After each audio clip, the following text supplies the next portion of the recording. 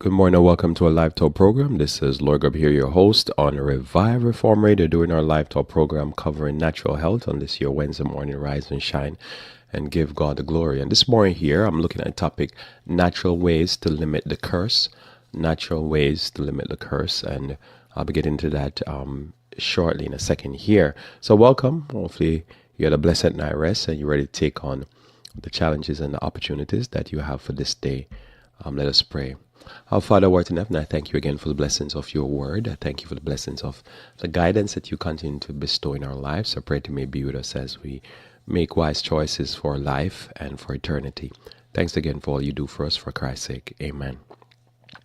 So I'm looking here at this topic with you, the natural ways to limit the curse. And as you know, the Bible outlines at the moment man sinned, that there were curses that were put upon man to limit his destructive ways, and those it's like a punishment. And in life, if you've been punished for anything that you've done wrong, you can accept your punishment and move on, or you can wrestle against that punishment and come up with means and ways that might limit the punishment or make it worse. Some people go into a position of trying to reconcile with those they did wrong, or they try to atone for it in some other way, or humble themselves and accept it, and it makes it easier. But if you're tied up and you start to wrestle too much, you could start to cut yourself and all that.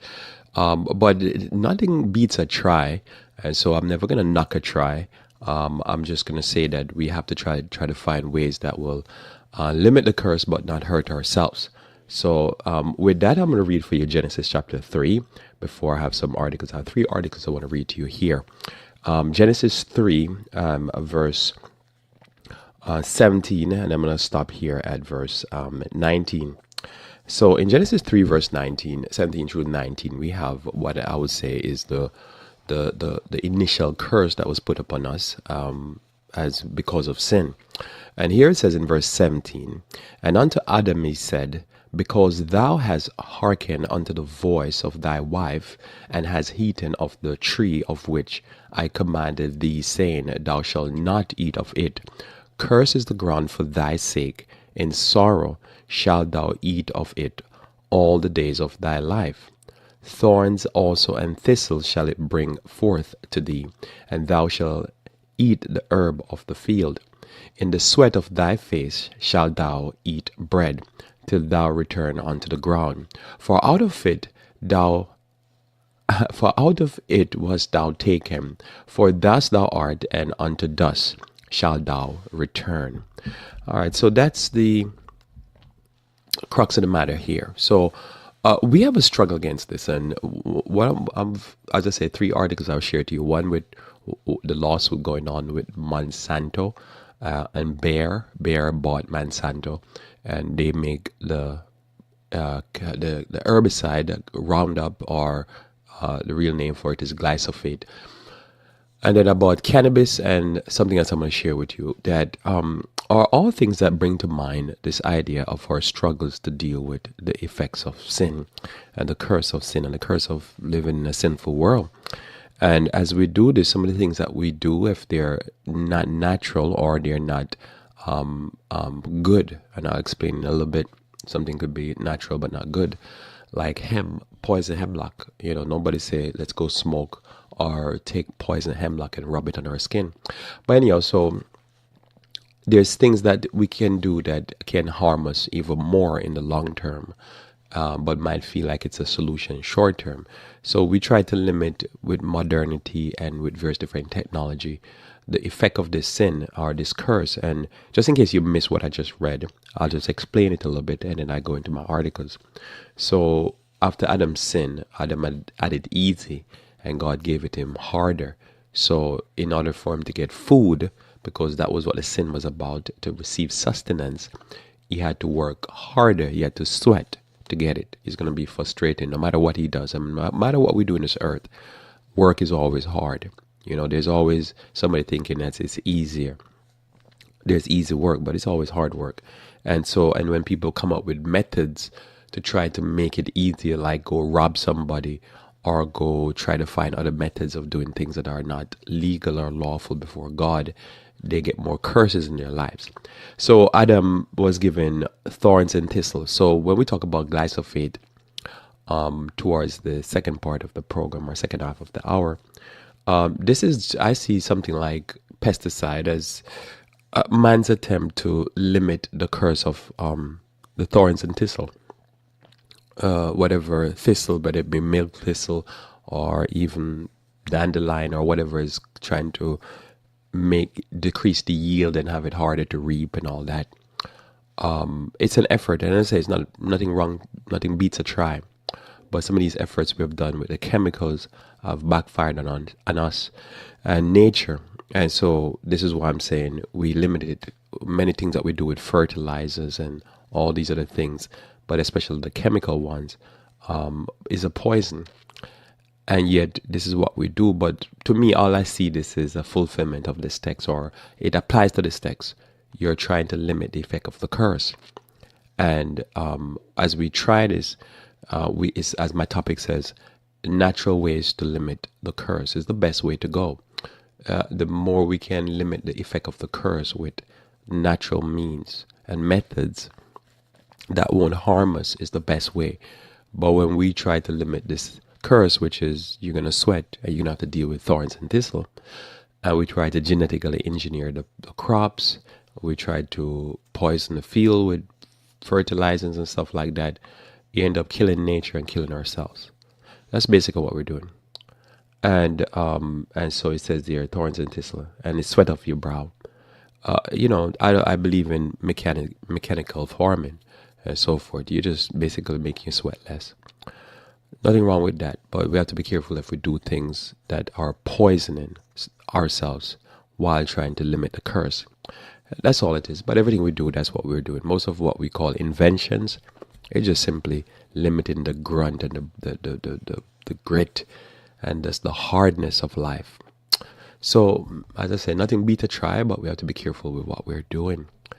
So, with that, I have some more to share there. But with that, I'm going to go to my first article. And it seems like the first one I line up here has to do with I'll do the short one here real quick. Daily aspirin no longer recommended to prevent heart attacks for healthy older adults. This is from NBCnews.com, and it's written by Smart Charles. Hopefully I'm saying that right. Taking low dose aspirin as a preventative for heart attack or stroke is no longer recommended for adults aged 70 or over, according to guidelines released Sunday. The recommendations issued jointly by the American College of Cardiology and the American Heart Association are a reversal of previous guidance that endorsed taking a baby aspirin daily to prevent cardiovascular problems in adults over 50. Two groups agree that for older adults with low risk, no prior history of heart attack or stroke, the risk of gastrointestinal bleeding outweigh any heart benefit. So I pause here. So I'm sure you're very familiar with this recommendation that has been around for a long time, which is you take a baby aspirin and it will prevent you from having stroke or a heart attack. And remember, with these chemicals, they are what they are. They're toxic chemicals that can give you short-term benefit, but long-term, taking a baby aspirin to, I guess, thin the blood. I think that's what the aim was, if I remember clearly. It didn't sound sensible to me from I heard this. I was like, that's weird. And I'll keep going here. The change comes after a large international study found that even at low dosage, long-term use of aspirin may be harmful without providing any benefit for older people who have not already had a heart attack or stroke. Clinicians should be very selective in prescribing aspirin for people without known cardiovascular disease, said Dr. Roger Blumenthal, co-chair of the 2019 ACC-AAH guideline on the primary prevention of cardiovascular disease in a statement. Aspirin should be limited to people at higher risk of cardiovascular disease and very low risk of bleeding. Because again, I guess it will thin the blood. The committee reminded individuals that a healthy lifestyle is the most important way to prevent the onset of atherosclerotic cardiovascular disease, heart failure, and atrial fibrillation. So this is where I pause again before I finish. There's a short article. So when we talk about natural ways to limit the cause or the curse, as I said here, this would be another example. There's other things that can be done that are natural, and so again, you know, if a person just want to eat whatever they want to eat, don't exercise, all that, then they might have to take this. But as they take this, they could risk bleeding. They could risk digestive problems, because you're taking basically a chemical, a pure chemical inside your system and slowly poisoning the system and become a long-term statistic. Because I've not seen any information as to what is the long-term effect of taking a baby aspirin, taking a poison in your system every day that thins the blood. And who can explain to me the exact process?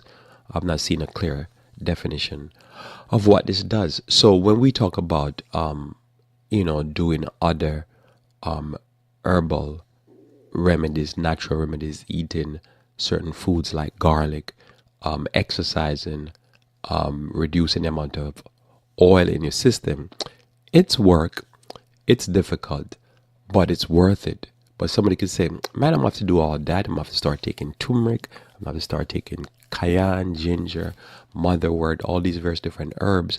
And then I have to exercise and I have to eat healthier. It's just easy to take a baby aspirin. You notice that's just so easy. You have to do all of this over here. Natural, you limit the curse of aging and all that. Or because if somebody doing this, they want to live, I guess. I don't want to get a stroke or something. Or you could do this simple thing, just taking a little aspirin, take it, and that's it. Voila, done. Simple, but as I said, never made sense to me. But there's many people that you cannot tell this because they say science is greater than reason.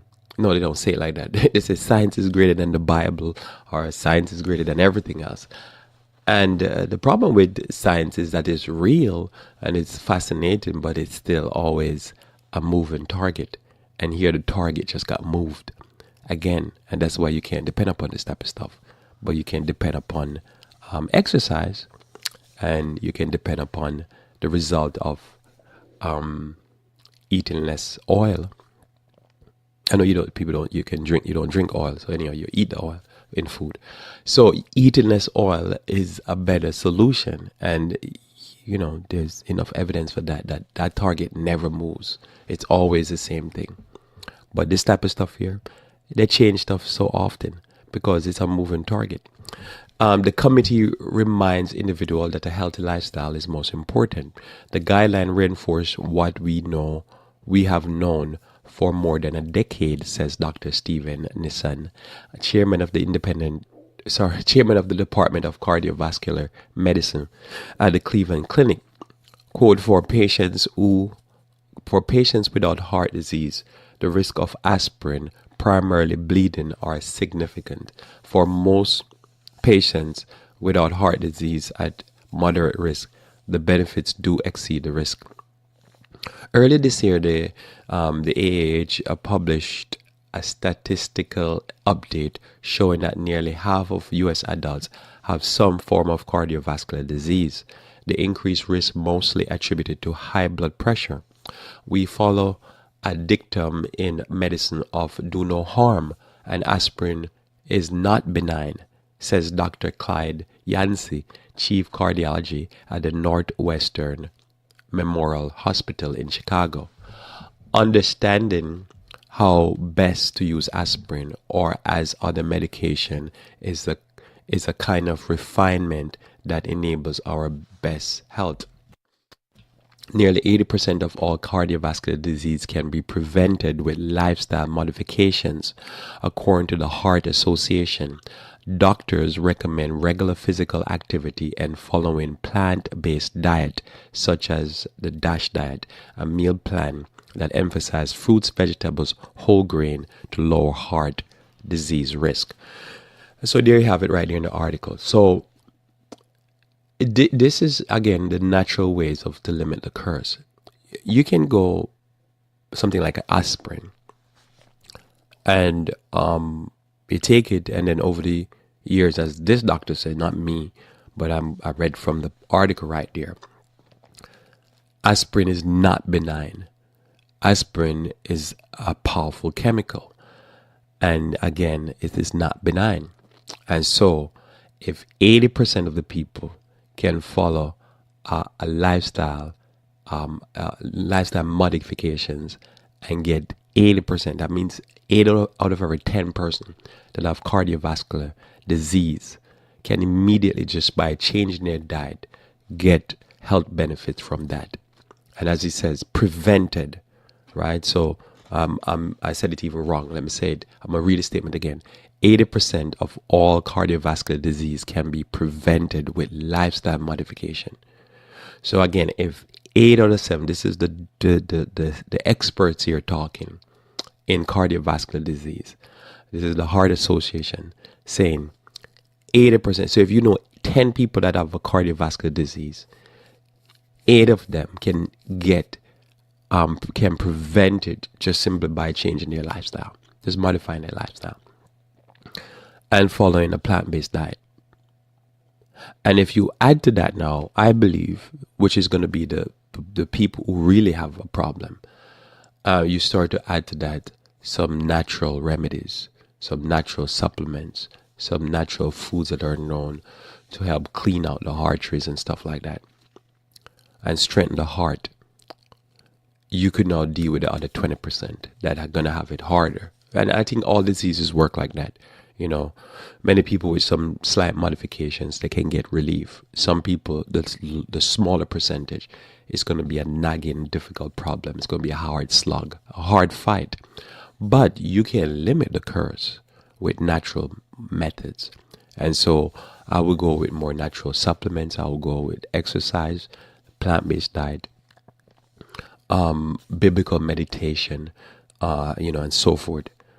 Change of way one think, to calm oneself down, take solace in Jesus, prayer, start to have a active prayer life, learn to pray when you're in trouble. All that stuff, I believe, will be better. So the curse is there. Can't deny that. Can't deny that we live in a world where it's tough. We deal with tragedies. We deal with stress of work, stress of life, stress with relationships.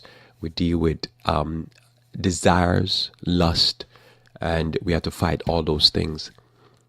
But it's sure better than taking a baby aspirin. That's what I would say, if you fight it the natural way, the biblical way. Next thing I want to go to here is an illustration of, again, finding natural ways and God biblical ways to deal with stuff and deal with our problem. Is again from the same author over there, Smart Charles, over there in NBC News. He reported on this finding here. So, quote, this is the topic now: daily use of high potency marijuana. Give me a second. Daily use of high potency marijuana is linked to higher rates of psychosis, study finds. So, if you follow me here, you know that I've covered this quite often. Because this is something I grew up seeing. I know people who use marijuana have a higher rates of psychosis. And somehow, marijuana is the biggest darling right now. One of the biggest darling in society. People are cheering it along and voting it into use. So here's now one more article. And this stuff's not going to stop. Because as I say, I've covered the psychosis part of marijuana already here. So here it goes. Daily cannabis use, especially of high potency strains, is linked to an increased risk of developing psychosis, according to new research released Tuesday or yesterday. The European study, which looked at cannabis use in 11 major cities and Brazil, right? Major cities in Brazil is the first to show the impact of marijuana use on rates of psychosis, a severe mental condition in large population. So when you have a mental health problem, the link was with psychosis was strongest in London and Amsterdam, where high potency strain marijuana contains over 10% THC. So those are what we're talking about. The psychoactive component of the drug are highest and most commonly available. So I'll pause here again from the article. This is me speaking, not the article. I've watched various different documentaries on marijuana, and it seemed like Amsterdam. I didn't know London also until I read this article. Have some of the most a lot of variety of strains they have in Amsterdam, and then they have very high potency, way above 10%. So I've heard up to high 20s, low 30s. So I'll read this real quickly. Psychosis, so we're all on the same page, is an abnormal condition of the mind that results in difficulty determining what is real and what is not. Symptoms may include false beliefs, which is delusions, and seeing and hearing things that others do not see or hear, which is hallucination. So psychosis is basically delusion and hallucinations. So high rates of people, normally you just say the person is mad. In Amsterdam, back to the article here, in Amsterdam, half of all new cases of psychosis were linked with high potency use. In London, 1/3 of new cases were linked with high potency use. So I believe this, as I said, Amsterdam is actually probably the number one place for high strains and a lot of variety of strains. So I believe this because I've heard this over the years. So I could see that half of all psychosis, which is phenomenal. Again, I read that to you again. This is just phenomenal information. In Amsterdam, half of all new cases of psychosis were linked to high potency use. And 1/3. So that means if you see two people coming to the hospital, say emergency room, one out of those two persons, it is triggered by marijuana. And what they're going through false beliefs. So that means they're going to be more susceptible to conspiracy theory, and they also are seeing and hearing things. So you put those two things together, wow, and that's 1 out of every 2 and 1 out of every 3. So much of the population is going crazy just because of marijuana. Our findings are consistent with previous studies showing that the use of cannabis with high concentration of THC, also known as skunk-like cannabis, has more harmful effect on mental health than weaker forms, says Dr. Marta De Forti, lead author for the Institute of Psychiatric Psychology and Neuroscience at King's County College in London. For the first time, we have consistent evidence that there is a dose-dependent relationship between cannabis use and induced psychosis at a population level. The more cannabis you consume, the more likely you are to develop a psychotic disorder. The new study published in the Lancet Psychiatry Journal looked at 901 individuals with first episode psychosis who used mental health services across Europe between 2010 and 2015. The researchers collected information about participants' history of cannabis use and other recreational drugs. They used the published data to establish THC level in types of cannabis use by participants. The strains were classified as either high potency, over 10% THC, or low potency, under 10% THC.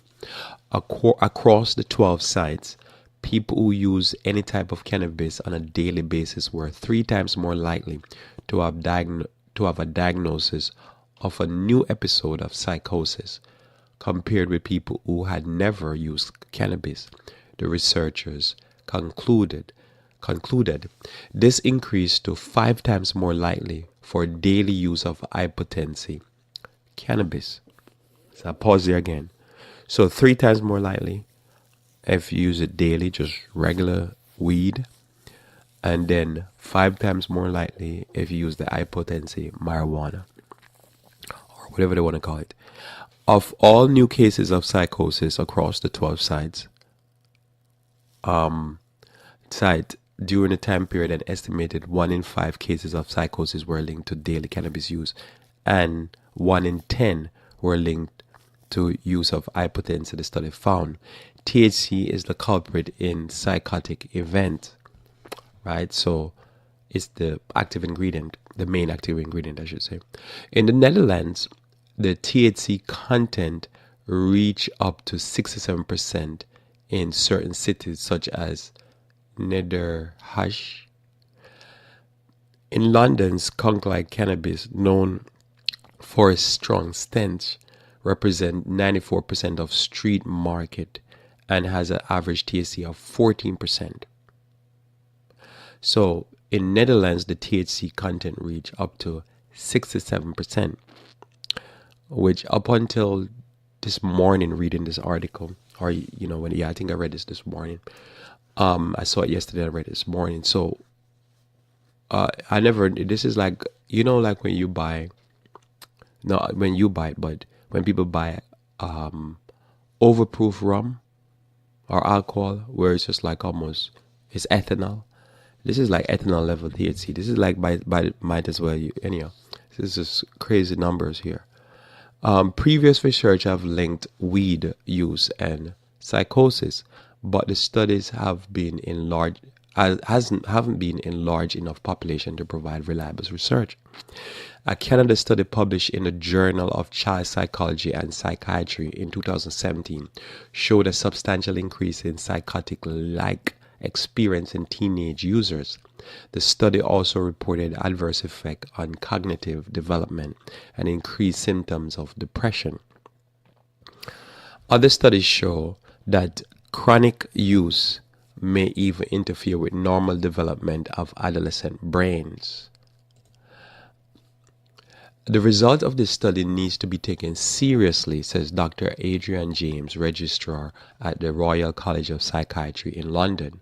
Cannabis carries severe health risk, and users have a higher chance of developing psychosis. James said in a statement, the risks are increased when drugs is high in potency used by children and young people, and when taken frequently.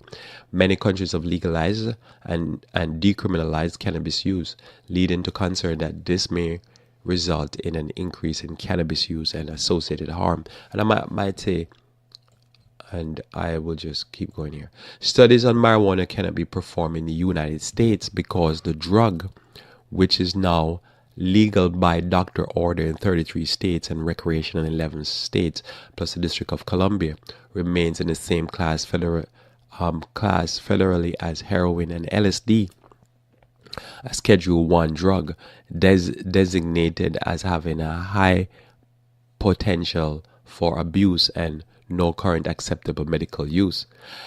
This makes Europe and Canada research all the more important, especially as more potent marijuana strains enter the U.S. market. For example, one study found that the average amount of THC in U.S. marijuana sample rose 4% in 1995 to over 12% in 2014.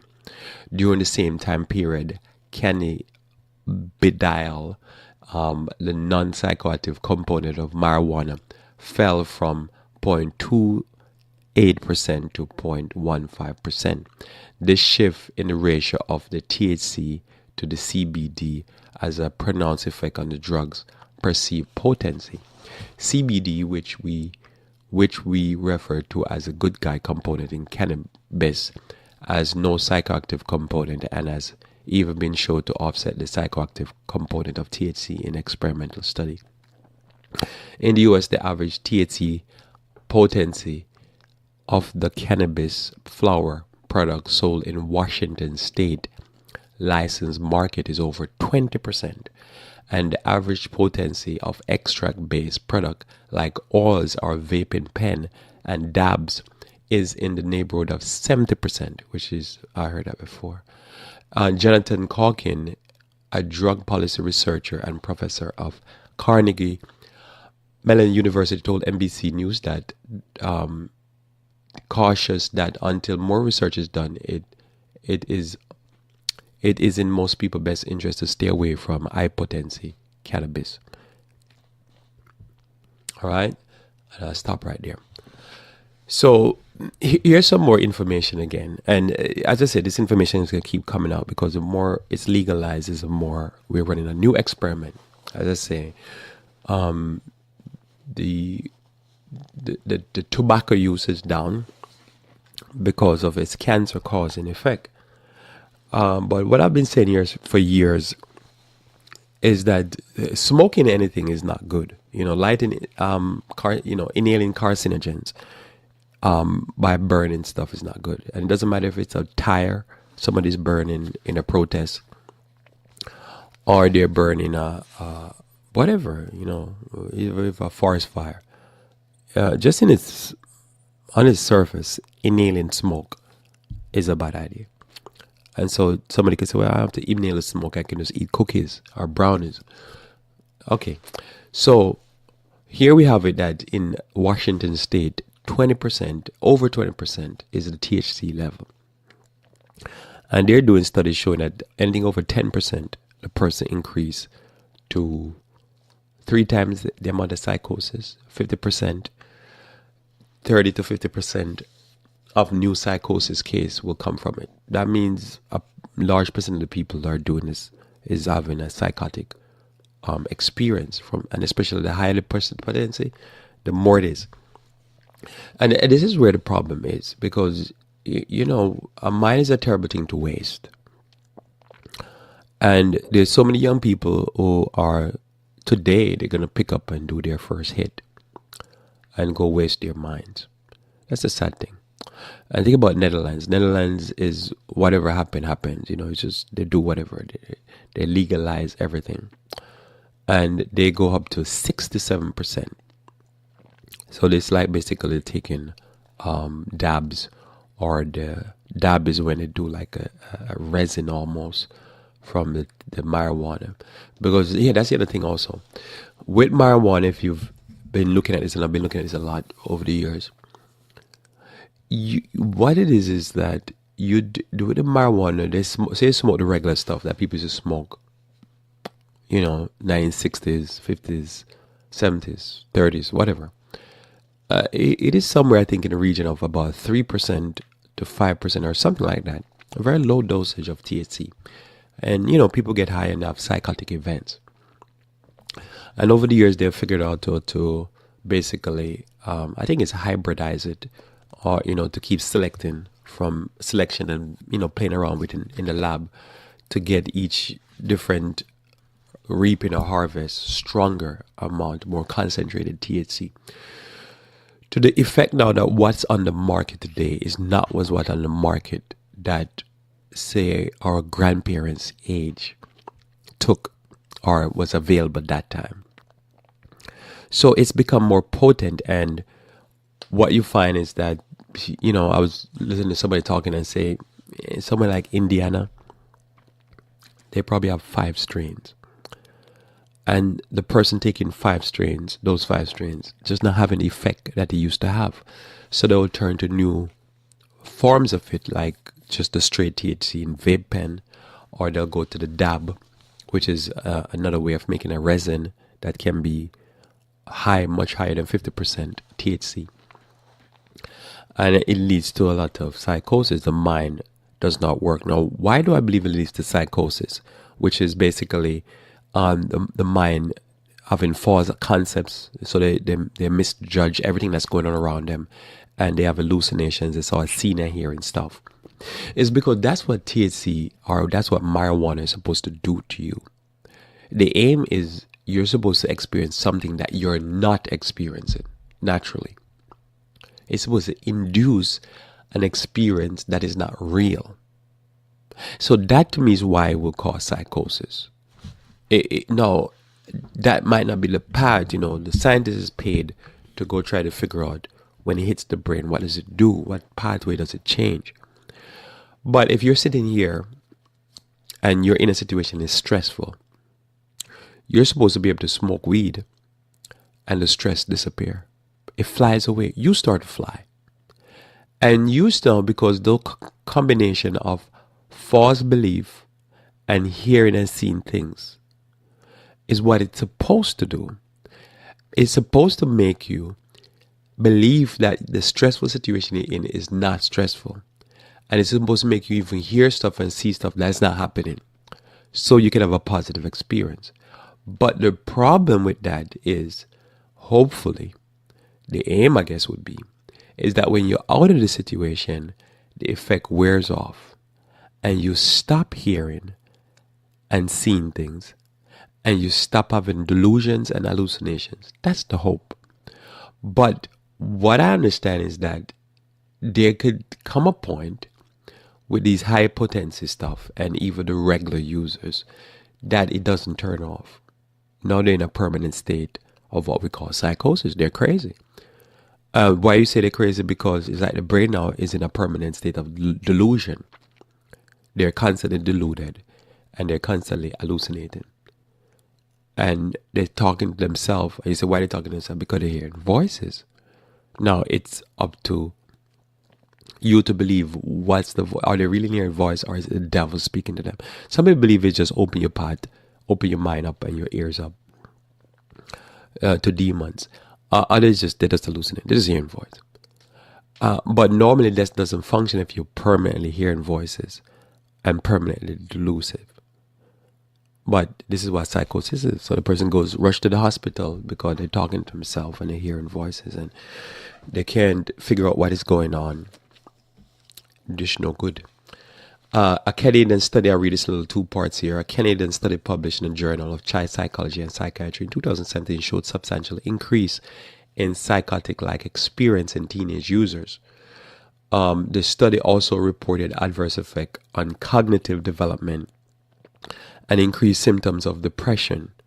Again, my ability to judge, my ability to understand, grasp, just taking what I'm seeing. I'm taking a drug that's supposed to help me not taking what I'm seeing, not process properly. But what it says is that other studies have showed chronic use even interfere with normal development of the adolescent brain, because our brain really develop as we get older. Our brain develop in our adolescent years and matures between 20 to the mid-30s. So in this time period, the brain is developing, adolescent, and then into early adulthood. The person is keep taking in something into their mouth that tells them, that deludes the mind and cause the mind to see and to experience what is not seen and experiencing. It's the body and reality is not what the brain is perceiving. And you're doing that to the brain on a regular basis in the development years.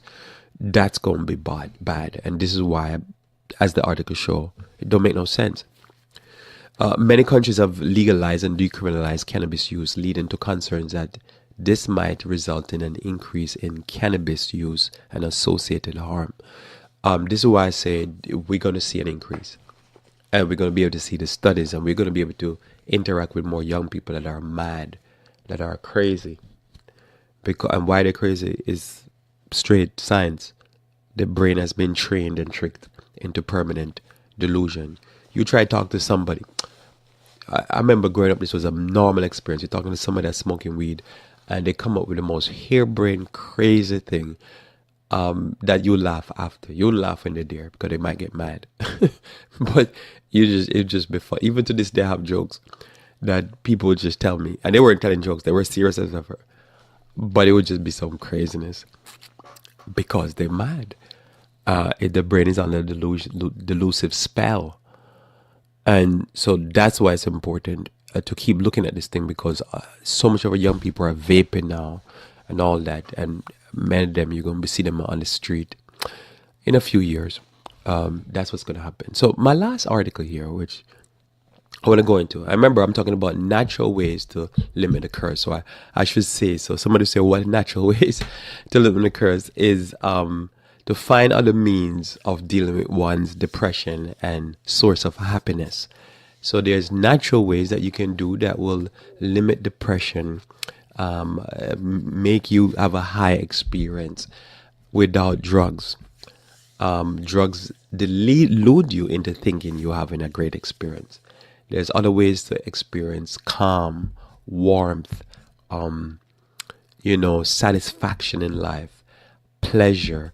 As I said, there's recreational things, there's friends, there's religion, there's God, there's prayer, there's social network, there's all the different things you can do. You find natural means. There's herbal remedies to deal with the weaknesses of the mind, counseling, peer group support, everything. Find a natural means, natural way to eliminate marijuana. But marijuana is it's just gonna make it worse. We don't want to do this. Lastly, and I'll mention in the beginning here, remember I started off with the idea of the curse. That the curse that was put upon man is this thing here where we, by the sweat of our brow, we had to eat bread. And we have come up with all kind of means, and when we do come up with means that are not natural, they end up causing us a lot of harm. And this is why we try to eat as natural as possible with the limited to no pesticide food as possible, because these things have dangers in them. So the last thing I want to share with you here is, as you know, yesterday, I think it was, yesterday, U.S. District Jury, U.S. District Court jury ruled in favor of plaintiff Edwin Hardeman in phase 1 of his lawsuit against Bayer. Hardeman claims exposure to the company's herbicide caused this case of non-Hodgkin lymphoma, a type of cancer. So he says it was Bayer's herbicide, which is originally Monsanto's herbicide. Bayer bought Monsanto, and this herbicide has caused them non-Hodgkin's lymphoma cancer. And phase 1, he won that part of the case.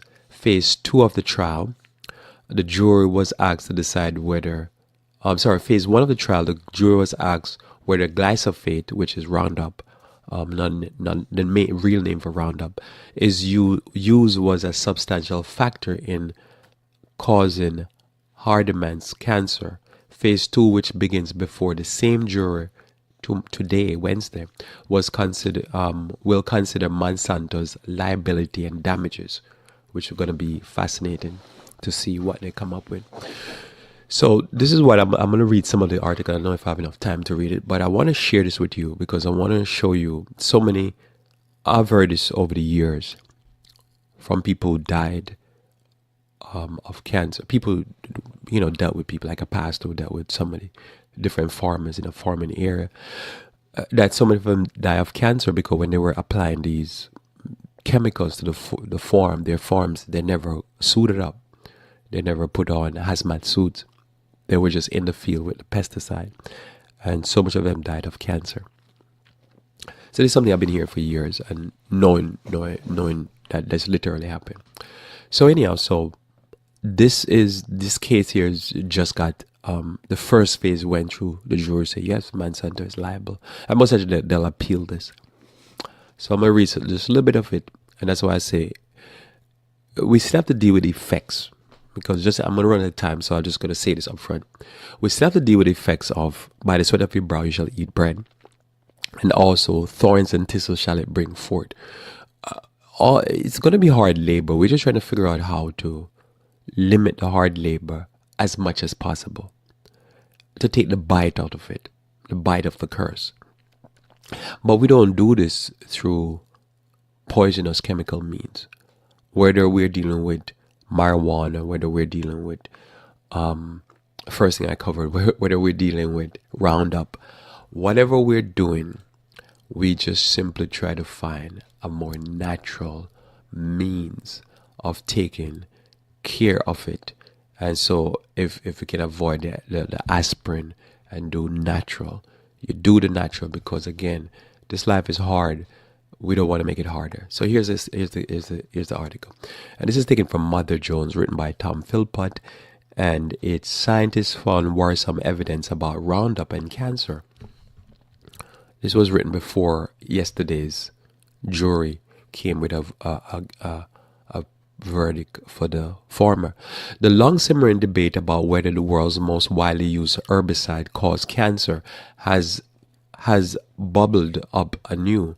Glyphosate is the key component of weed killers such as Monsanto's Roundup. On March 12, attorneys made closing argument in San Francisco on the first phase of a closely watched lawsuit against German chemical giant Bayer, which acquired Monsanto last year. Plaintiff Edwin Hardiman claims his use of Roundup caused him to develop non-Hodgkin lymphoma, NHL, a type of cancer. The jury expect to decide on Friday. They came back with a decision yesterday. Glyphosate-based weed killer were a substantial factor in causing Hardiman's cancer, as U.S. District Judge Vince Calabria put in his instructions to jury. If they rule unanimously in Hardiman's favor, the trial's second phase will consider Monsanto's liability in the case. A split decision from the jury will result in a mistrial and likely trigger a new trial for Hardiman. Major regulatory agencies in the United States and Canada have concluded that glyphosate is not carcinogenic, but the chemical remains under scrutiny. Just weeks before the start of Hardiman's trial, several researchers who once served on a government panel assessing glyphosate's safety released a new study suggesting people exposed to large doses of the chemical have a heightened risk of NHL, which is the Hodgkin lymphoma cancer. Two of the expert witnesses in the Hardiman case cited the study during their testimony. The researchers performed meta-analysis of the epidemiological research around glyphosate and non-Hodgkin lymphoma. In a meta-analysis, scientists combined and analyzed data from multiple studies and looked for broad trends in research. The team found a compelling link between exposure to glyphosate-based weed killers and NHL. The study concluded that people exposed to glyphosate at the highest level have 41% higher risk of contracting non-Hodgkin lymphoma than people who aren't, a measure known as a relative risk in epidemiology. I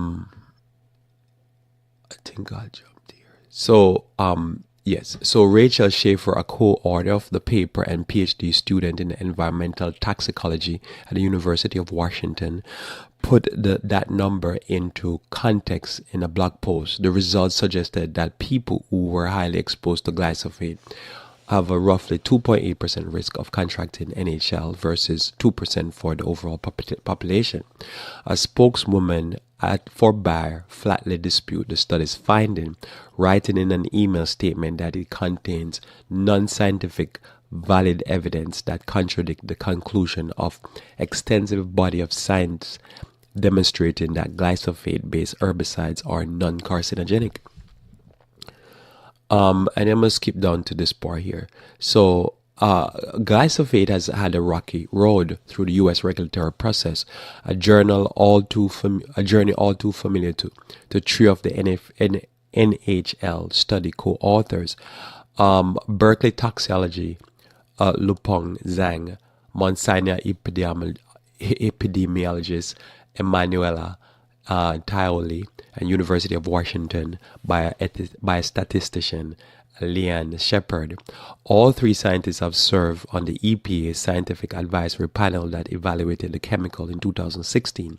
While the EPA ultimately declared the herbicide non-carcinogenic, the 15-member panel was divided as the EPA final report on the panel feedback and the transcript of its December 27 meeting showed.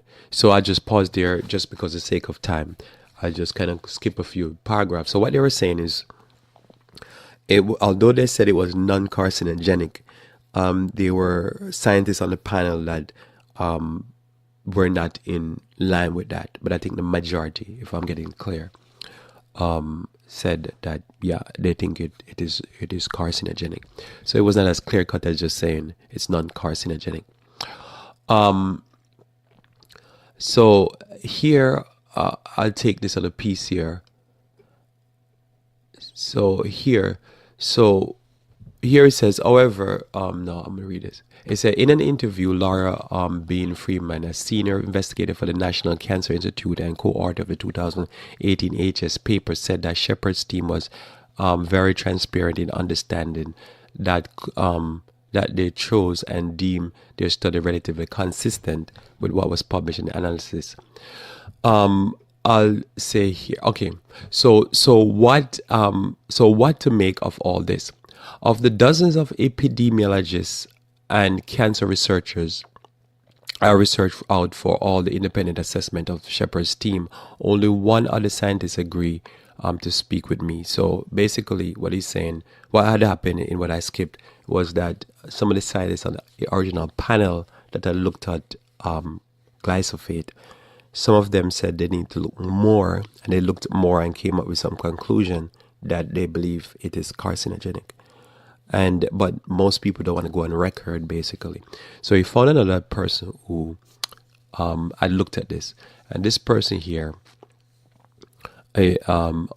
is from the University of California, San Francisco, Tracy Woodruff, who studied how exposure to environmental chemicals affect early development. She called Shepard's team study an important addition to the literature and well-done study that brings new insight into the relationship between glyphosate exposure and non-Hodgkin lymphoma. In March 7, ordered the 9 bears move to have the Arderman case dismissed. The presiding judge, Vince Calabria, wrote that the company relied almost entirely on epidemiological data to claim that Hardeman legal team have failed to present competent evidence that any risk from glyphosate was known or knowable by the scientific community at the time of the plaintiff use of Roundup. But Calabria wrote, the epidemiology is far from undisputed, and he cites a 2003 study that parts of the Shepard team meta-analysis to underline his point. The company cannot prevail on a motion to dismiss the case by simply ignoring large swaths of evidence, he wrote. So basically the judge is on an impression that it is carcinogenic.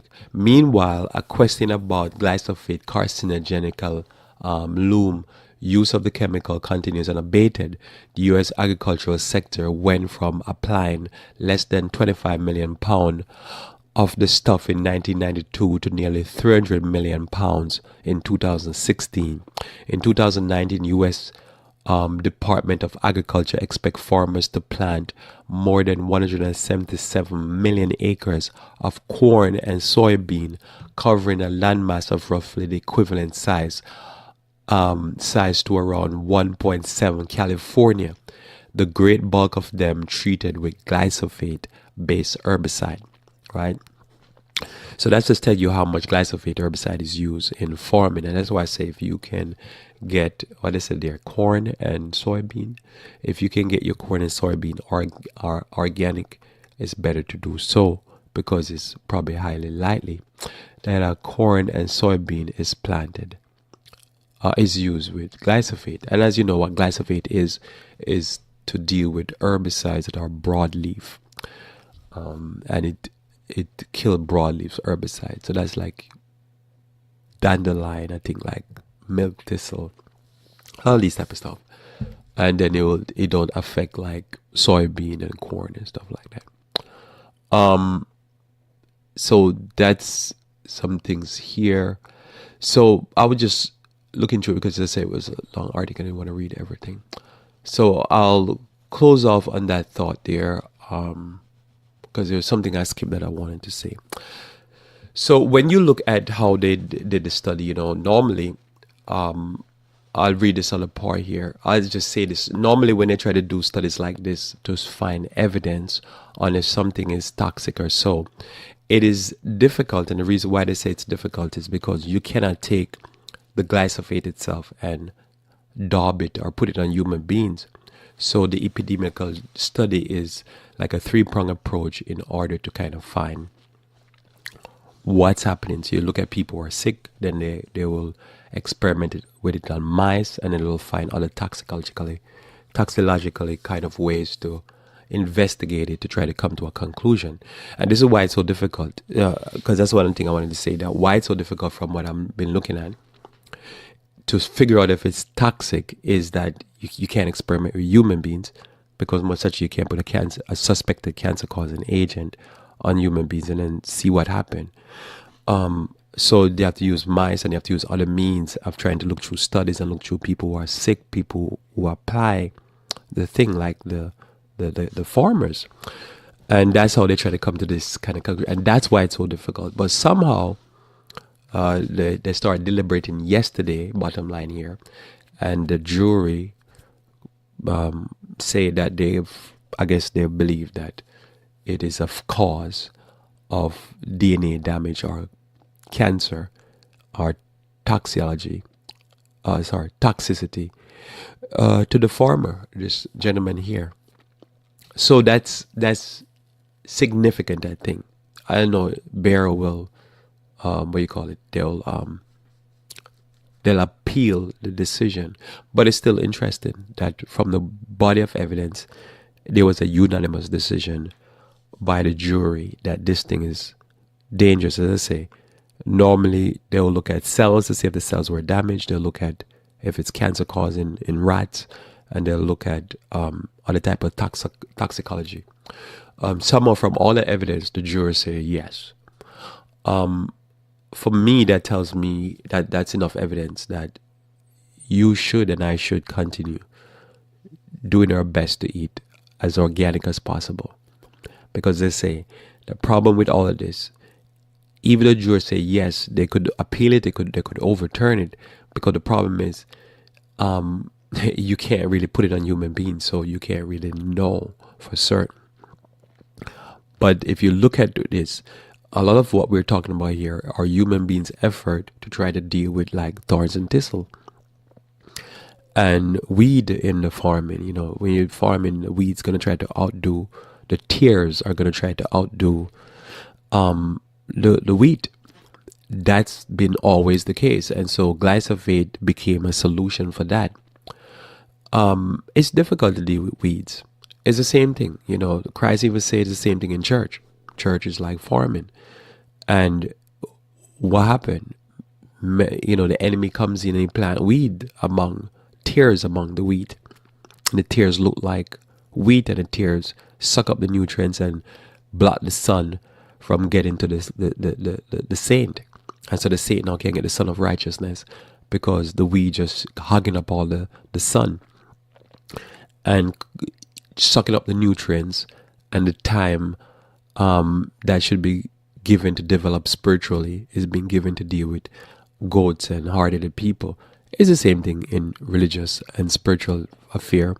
So we always have to deal with weed, but we can't, as Christ, you can't just start dealing with them in ways that are not biblical, because you'll damage even the wheat. What has happened? We poured the glyphosate on everything, including the soybean and the corn. And yeah, you kill the weed, but also you're killing the human beings, according to this jury, allegedly, or not. It's not allegedly. It's a verdict that's been handed down that the glyphosate damaged both the crops that you want, and it damaged the weed. You see, so these are difficulties that we have to deal with, but it's just part of the curse. So we try to find the most natural ways to deal with weed and tares, so that we don't damage also the wheat, or the Christian, the true follower of Jesus. Hopefully you get my drift. Let's pray. Our Father who art in heaven, I thank you for your blessing and your words. I pray that you may be with us as we go through the rest of this day. May your spirit go with us, dear Lord, that we might know that we still have to sweat and just do the harder work May thy grace be with us, we pray for Christ's sake. Amen. Thanks for being with me here on Revive Reform Radio. Looking forward to talking to you again live tomorrow morning, where we should talk about current events. Until then, I pray that you may continue to walk with the King.